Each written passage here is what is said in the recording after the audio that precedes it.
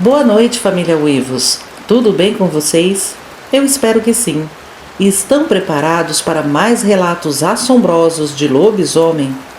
Então feche as portas e as janelas, apague as luzes e vem comigo. Relato: Lobisomem da Estrada Velha, no Paraná. Boa noite, pessoal. Me chamo Luiz. É a primeira vez que compartilho uma história por aqui. E vou contar algo que aconteceu comigo e minha família no ano de 1998, quando eu ainda morava com meus pais, no interior do Paraná, numa cidadezinha chamada Santa Luzia do Oeste. Naquela época, meus pais tinham comprado um terreno grande na beira da Estrada Velha, que ligava a cidade ao distrito de São Domingos. Era um lugar afastado, com poucas casas, e a nossa ficava bem no fim do bairro, encostada no matagal que parecia não ter fim. Atrás de casa passava um carreiro de terra, que antigamente era usado por carro de boi e tropeiros, mas que naqueles tempos servia mais para caçadores e pescadores que iam para o rio. Como era comum nas casas da região, o banheiro ficava do lado de fora, uns 15 metros afastado da porta da cozinha. Era uma construção bem simples, de madeira velha, com aquelas portas finas, cheias de frestas, que balançavam até com vento fraco. O meu pai trabalhava como vigia numa cooperativa de grãos na cidade, e só chegava em casa perto das 10 da noite.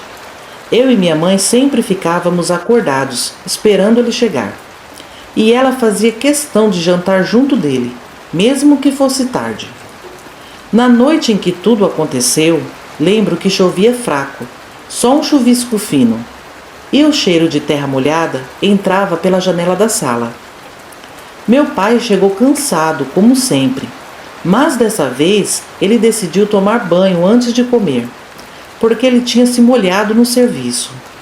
Quando ele saiu do banheiro, minha mãe disse que ia lá se banhar também, para já deitar limpinha. Eu fiquei na cozinha com meu pai, conversando e ajudando a preparar o prato dele.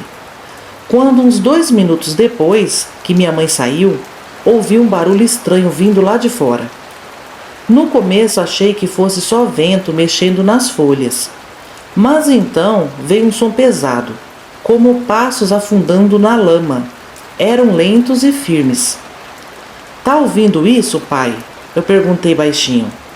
Meu pai levantou a cabeça prestando atenção, e os passos pararam naquela hora.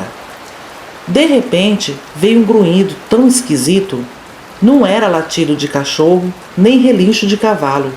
Era mais grave, quase como um porco grande resmungando, mas arrastado, estranho mesmo, sabe? Como se tivesse dor na garganta. Eu me arrepiei todo. Mas como ficou tudo silencioso, não demos importância. Mas a minha mãe nos contou depois que lá no banheiro ela começou a ouvir os mesmos passos, chegando por trás da parede. Eles vinham do mato. Primeiro passaram rente à parede de trás, depois para o lado, e então começaram a circular até a frente, onde ficava a porta do banheiro. Ela pensou em gritar, mas sabia que com a chuva e a distância, talvez a gente nem ouvisse direito. Então ela disse que ficou quieta, rezando baixinho, tremendo com o sabão ainda nas mãos. Quando aquela coisa chegou diante da porta, ela olhou pela fresta da madeira, e aí foi que o sangue dela gelou. Ela disse, gente, que era um bicho grande, preto, com pelo molhado grudado no corpo. Era alto, quase do tamanho de um bezerro, mas erguido de um jeito estranho, como se tentasse ficar de pé e não conseguisse. Os ombros eram largos e o pescoço curto. As pernas pareciam tortas e bambas, como se cada passo fosse dolorido. O que mais a impressionou foi o olhar. 2 olhos amarelos que brilhavam na escuridão, fixos nela, como se soubessem que ela estava lá dentro. A respiração também era muito forte, quase um ronco, e junto vinha aquele cheiro podre, mistura de animal molhado com carniça. Ela disse que fechou os olhos e rezou mais forte, pedindo para aquilo ir embora. Por alguns segundos, o bicho ficou parado, ali fungando, como se cheirasse a madeira da porta. Depois, deu um grunhido mais alto e seguiu andando, sumindo pela estrada velha. Foi quando minha mãe aproveitou e voltou correndo para casa, ainda toda molhada. Meu pai saiu com a lanterna e espingarda de chumbo para ver se encontrava aquela coisa. E encontramos apenas marcas enormes no chão. Eram redondas, mas com 3 sulcos fundos no meio, como garras. As pegadas seguiam pela estrada e sumiam no mato. Até hoje a gente não tem certeza se era um lobisomem, mas pelas características dos outros relatos, me parece que sim. Nunca mais vimos também, mas sempre que chovia e o vento trazia aquele cheiro de terra molhada, misturado com algo azedo, minha mãe ficava tão nervosa como se esperasse aquilo aparecer de novo. E eu, Ágata, eu nunca mais usei aquele banheiro à noite. Foi um livramento que tivemos. Por sorte, ele não atacou a minha mãe. Bom, essa é a experiência que tivemos com o lobisomem. Obrigada pelo espaço e boa noite a todos. Relato A Fera de Cabuçu. Olá, Ágata, e saudações aos inscritos. Meu nome é Marcelo. Até o ano passado, eu era daqueles que achava que lobisomem era coisa de filme e história de vovó. Mas o que vi e senti naquela noite no Cabuçu mudou tudo para mim. Eu tenho certeza do que vi. Bom, sempre gostei de explorar áreas verdes e fazer trilhas. E a Serra da Cantareira é praticamente o quintal da minha casa. Moro em Guarulhos e já fui dezenas de vezes no núcleo Cabuçu. O lugar é lindo, mas também tem aquele silêncio pesado, que parece esconder alguma coisa. Alguns amigos sempre comentavam de histórias antigas, gritos estranhos, animais mortos de forma bizarra e até gente desaparecida. Eu ria e dizia que era exagero e que eram boatos. Mas foi numa sexta-feira, Ágata, no fim de agosto do ano passado, que a coisa aconteceu. Eu tinha combinado de visitar um amigo que mora num sítio próximo à aldeia indígena. Eu fui de moto, porque era mais fácil fazer o trajeto. O caminho, à noite, é outro mundo. A luz dos postes some depois de certo ponto, e só o farol ilumina aquele corredor de árvores. É como se estivesse entrando num túnel vivo. Quando passei perto de um terreno alagado, senti um cheiro diferente, forte e podre. Não era carniça normal. Era como se carne e sangue estivessem apodrecendo juntos, misturados com terra molhada. Instintivamente, desacelerei e comecei a olhar ao redor. E fui surpreendido com uma espécie de uivo. Não era uivo de lobo e nem de cachorro. Aquilo definitivamente não era natural.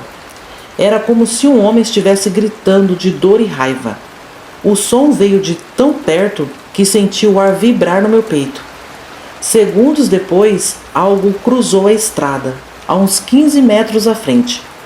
Eu só vi por um instante, mas foi o bastante. Aquilo tinha ombros largos, pelo escuro, garras e um par de olhos amarelos que brilharam antes da criatura sumir no mato.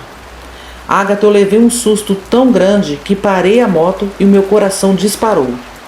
Então notei que o mato estava estranhamente quieto. Nem grilos, nem sapos, nada. Aí veio outro barulho, pesado. Começou a vir do lado direito da estrada. Eram passos quebrando galhos, aproximando-se devagar. Aí eu gritei: "Quem está aí?" E o som parou. Um silêncio absoluto se fez. Ágata, por um instante, achei que tinha imaginado tudo aquilo, porque era muito surreal. Mas aí, do escuro, veio um estalo seco, seguido de uma respiração profunda, rouca, como de um touro cansado. Aí eu não tive mais dúvidas. Tinha algo sim no mato, e não era desse mundo. Dei partida na moto de novo e o motor engasgou. E foi nesse momento que vi na mata uma silhueta se erguer. Era alta demais, muito mais alta que um homem. as orelhas pontudas, o focinho alongado e os dentes para fora da boca. Aquilo deu uns passos à frente e eu pude ver que não era um animal comum. Tinha algo humano também. Eu comecei a tremer e suar frio quando o motor finalmente pegou. Eu arranquei tão rápido que quase perdi o controle e caí no chão. No retrovisor, eu juro por tudo que é mais sagrado, que vi a criatura correndo atrás de mim, de 4, mas com um movimento estranho, quase como se quebrasse as próprias articulações para ganhar velocidade. Comecei a rezar e acelerei mais ainda. Cheguei na porta do sítio do meu amigo e comecei a buzinar como um louco e a gritar por socorro. Ele saiu correndo assustado e abriu a porteira para mim. Quando contei a ele o que aconteceu, ele só me disse: "Você viu também, né?" E eu falei: "O que é aquilo, cara?" Aí ele me disse: "É um lobisomem, o mesmo que matou minhas galinhas mês passado. Eu te avisei que tem um lobisomem aqui." Agatha, eu achei que ele estava brincando, mas aí ele me mostrou. No galinheiro havia somente penas espalhadas. O galinheiro estava destruído, igual que outros moradores já tinham contado. O medo que eu estava sentindo era tanto que passei a noite lá mesmo, sem conseguir dormir. A cada rajada de vento, eu via algo se arrastar pelo mato. Lá pelas 3 da manhã, um tipo de uivo ecoou tão perto que o cachorro do meu amigo, um fila enorme, se encolheu num canto e começou a choramingar. Foi muito assustador aquela noite. No dia seguinte fui embora cedo e prometi para mim mesmo nunca mais passar por aquele trecho sozinho à noite. Até hoje, quando passo perto de Cabo Sul, sinto aquele cheiro ruim. E quando o vento vem do lado da mata, é mais forte ainda. Agatha, o pior é saber que não foi minha imaginação. O lobisomem existe e vive lá naquela mata. Ele pode aparecer ou tentar atacar outras pessoas. Eu avisei todos que conheço, mas infelizmente a grande maioria não acreditou em mim. Ainda insistem em dizer que lobisomem é lenda. Mas enfim, eu vi com meus próprios olhos e por Deus consegui escapar. Bom, amigos, esse é o meu relato verídico. Fiquem atentos quando fizer aquele trecho de Cabo Sul. É isso, Agatha. Muito obrigada pelo espaço e boa noite a todos. Esses foram os relatos de hoje, família Uivos. Realmente, nos 2 casos, as pessoas envolvidas tiveram um grande livramento, pois nas circunstâncias apresentadas, se os lobisomens quisessem atacar para valer, teriam feito. Amigos, eu peço que comentem, deixem um like para ajudar o canal Uivos, ok? Eu conto com vocês. E antes dos salves de hoje, eu quero anunciar uma nova parceria do canal Uivos com o canal do Marcelo Stradman.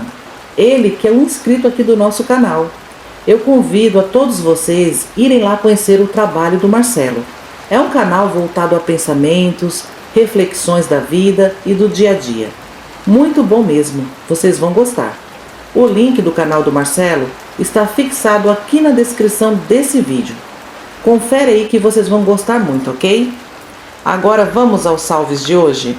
Vai um salve no clima de sextou.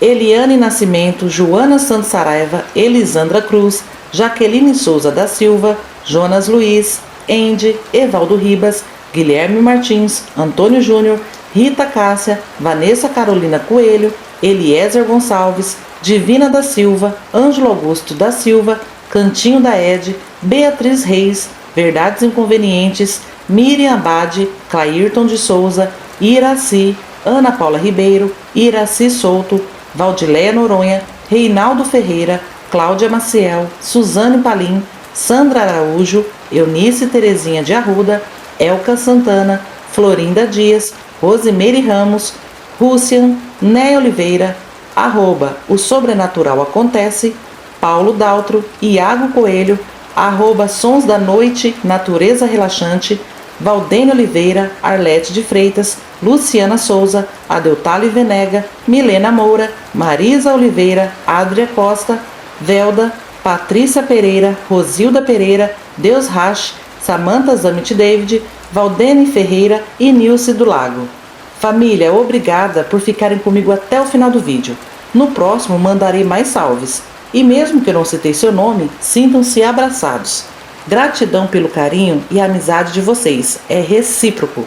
Agora eu me despeço desejando uma noite abençoada, um excelente final de semana a todos, um abração da sua amiga Ágata e até terça-feira, família. Tchau, tchau!